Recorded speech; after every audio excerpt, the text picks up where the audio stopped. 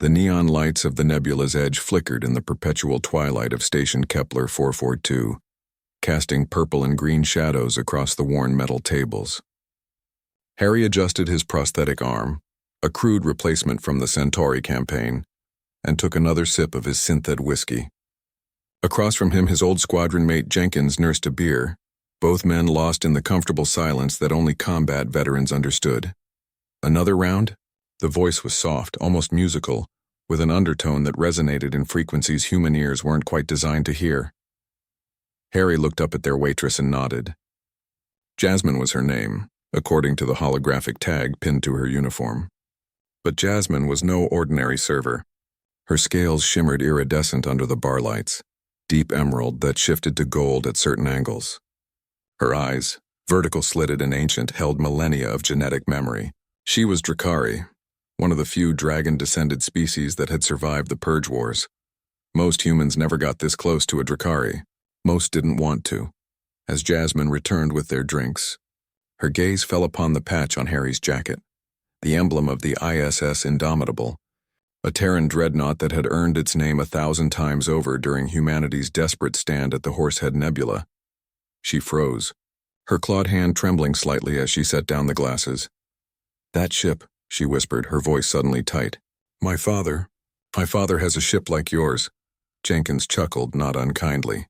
"Sweetheart, the Indomitable was one of a kind. 30 kilometers of pure human stubbornness wrapped in reactive armor. She went down 5 years ago, took half the Krishtar armada with her." But Jasmine wasn't smiling. Her eyes had gone distant, glassy. "No, I mean, my father commanded a ship that fought against yours. He was Wing Commander Shathari of the Drakari Imperial Fleet." Her voice dropped to barely a whisper. "He told me about the humans. About that battle." The temperature in the bar seemed to drop 10 degrees. Harry's hand instinctively moved toward where his sidearm used to be, before station security had confiscated it at the airlock. The Drakari had been allies of the Kreshtar during the war, until they weren't. Their sudden withdrawal from the conflict had been as mysterious as it was strategically devastating to the enemy. "Coalition, your father?" Harry said carefully, his augmented reflexes priming his nervous system for combat that his conscious mind knew wasn't coming. "Was at Horsehead?" Jasmine nodded slowly, then pulled out a chair and sat down without invitation.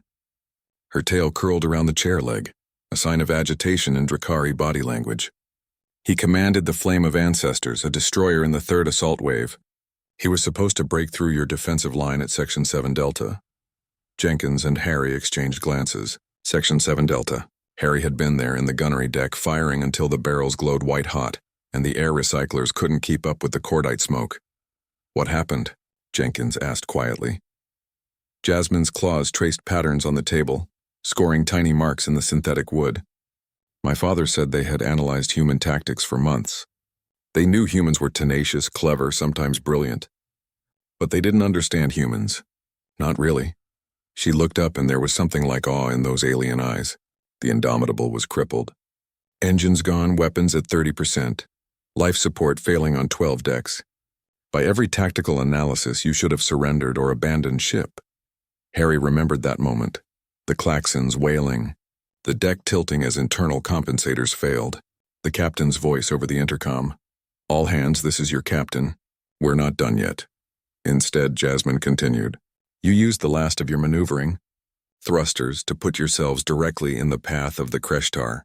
Dreadnought Death's Hand, you turned your dying ship into a shield for the civilian evacuation fleet." Her voice cracked slightly.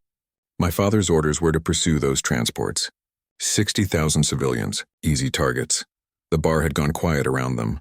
Other patrons, a mix of species from across known space, had stopped their conversations to listen. "But when the Indomitable made that move," Jasmine said, "when you chose to die to buy those transports another 15 minutes, my father saw something his tactical computers couldn't calculate.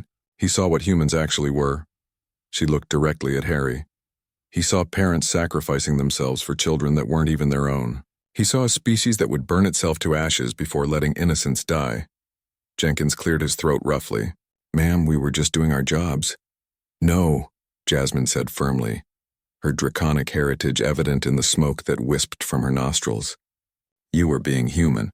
And my father realized in that moment that the Kreshtar had lied to the Drakari. They told us humans were primitive warmongers, expansionist locusts that would consume the galaxy. But what my father saw was a species that fought not for conquest but for survival, not for glory, but for each other. She reached into her uniform and pulled out a small crystal data chip. My father broke formation. He transmitted his tactical analysis to the entire Drakari fleet on an open channel. He told them what he was seeing, what humanity really was. 3 hours later, the Drakari Empire withdrew from the war. She placed the chip on the table. This is his combat logs from that day. He's been trying to find indomitable survivors for 5 years. He wants to tell them. He wants to say that they changed his species' entire understanding of what it means to have honor. Harry stared at the chip, his throat tight. He thought of the 847 crew members who hadn't made it off the Indomitable. He thought of Captain Morrison, who had stayed at the helm until the bridge was breached, manually firing attitude thrusters to keep the ship's bulk between the enemy and the evacuation fleet. "Why are you here?" he asked quietly. "On this station, serving drinks?" Jasmine smiled, and for the first time Harry saw beyond the alien features to the person underneath. "Because my father taught me that honor isn't about winning battles. It's about recognizing truth when you see it, even when it costs you everything." She gestured around the shabby bar. "Humans come through this station every day. Merchants, miners, veterans. I wanted to meet them, understand them. And maybe," she hesitated, "maybe buy a few drinks for the species that taught the dragons what courage really means." Jenkins laughed, a genuine sound that caught even him by surprise. "Well, hell, kid. In that case, next round's on us."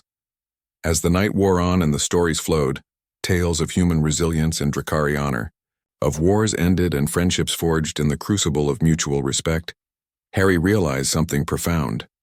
Humanity hadn't won the war through superior technology or tactical genius. They had won by being exactly what they always were, stubborn, compassionate, and absolutely unwilling to let others suffer if they could prevent it. Later, as Harry and Jenkins prepared to leave, Jasmine pressed the data chip into Harry's hand. "My father would like to meet you.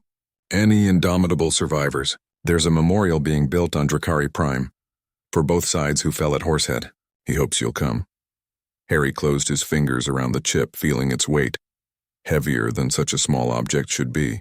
"Tell your father," he said slowly, "that we'd be honored." As they walked out into the artificial twilight of the station, Jenkins clapped Harry on the shoulder.